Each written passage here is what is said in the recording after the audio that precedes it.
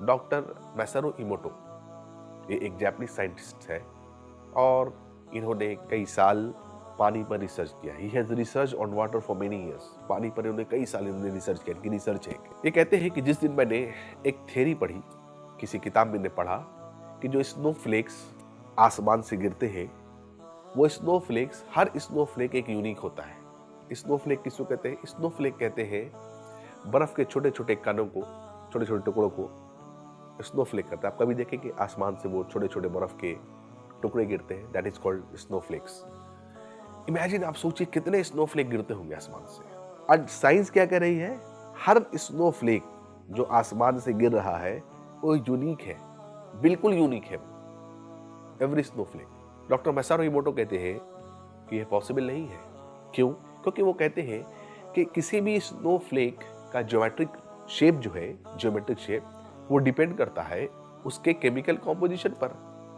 और वो कहते हैं कि हम जानते हैं कि कॉम्पोजिशन जो है पानी का H2O है, यानी हर स्नोफ्लेक तो पानी से बन रहा है।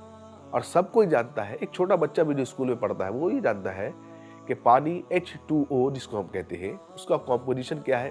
उसका कॉम्पोजिशन है कि 2 हाइड्रोजन एटम एक ऑक्सीजन एटम से जब मिलता है तो पानी बनता है, H2O बन जाता है। तो बोलते हैं कि कॉम्पोजिशन तो सेम है, फिर स्नोफ्लेक्स अलग अलग कैसे हो सकता है? तो इसको साबित करने के लिए, इस थ्योरी को गलत साबित करने के लिए डॉक्टर मैसारू इमोटो ने एक रिसर्च किया। और वो रिसर्च क्या था? वो रिसर्च ये था कि उन्होंने सबसे पहले एक लेबोरेटरी बनाई। और उस लेबोरेटरी में, उस रूम में, उनने उस रूम का टेम्परेचर -7 डिग्री सेल्सियस रखा। आप सोचिए रूम कितना ठंडा हुआ। -7 डिग्री सेल्सियस उन्होंने टेम्परेचर रखा उस रूम का, -7 डिग्री सेल्सियस। और एक फ्रीजर उन्होंने लिया जो कि कनेक्टेड था एक रेगुलेटर से। एक freezer with a regulator and a room जिसका टेम्परेचर -7 डिग्री सेल्सियस था।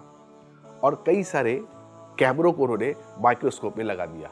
माइक्रोस्कोप में कैमरे उन्होंने क्यों लगाए? इसलिए कि जैसे ही स्नोफ्लेक बनेगा, जैसे ही मैं फ्रीजर को रेगुलेटर से पानी रख करके ऑन करूंगा तो वो चंद मिनट में ही स्नोफ्लेक बनेगा। तो जैसे ही वो स्नोफ्लेक बनेगा, स्नोफ्लेक पिघलने से पहले, वो बर्फ के कण को पिघलने से पहले माइक्रोस्कोप उसकी फोटो ले लेगा कि वो कौन से शेप में आया है। उन्होंने ऐसा करना शुरू किया। आप सोचिए -7 डिग्री टेम्परेचर किसी रूम का हो, वो पूरी गर्म कपड़े पहन करके उस रूम में एक्सपेरिमेंट कर रहे हैं।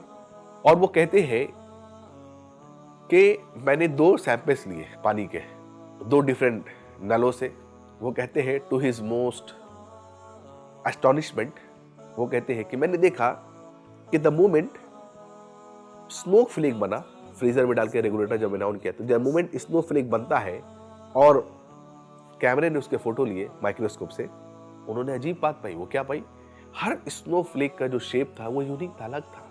अल्लाह अकबर। वो कहते हैं मैंने 2 सैंपल लिए थे नल से, फिर मैंने 2 सैंपल लिए 2 डिफरेंट लेक से, 2 डिफरेंट रिवर से, एंड टू माई एस्टोनिशमेंट मैंने हर स्नोफ्लेक के शेप को अलग पाया। अल्लाह अकबर। मर्सी टीवी, पैगाम रहमत।